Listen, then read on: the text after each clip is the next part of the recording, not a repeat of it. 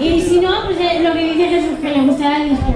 Hablando de Jesús, que sin estas manos que hay aquí, sin las cuerdas y sin las guitarras, no podríamos ni cantar, ni bailar, ni hacer misas como la de esta mañana, ni discos como el nuestro, ni nada de esto. Así que les pido un fuerte aplauso para ellos.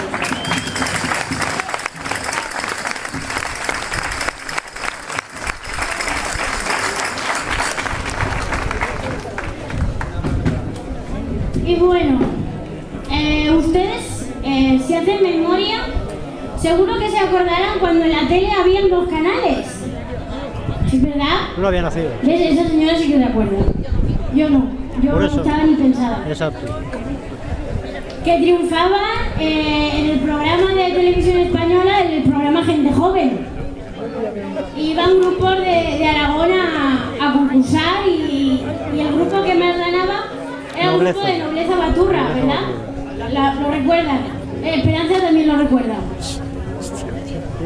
Así que, pues nada, nuestro grupo de baile va a hacer una coreografía que dedicó el grupo Nobleza Baturra a su profesor, un ostense, Carmelo Betoré, que es del pueblo de Aguas. Así que dedicaron esa jota a Carmelo Betoré y al pueblo de Aguas. Así que, como es obvio, les dejo con la jota de Aguas.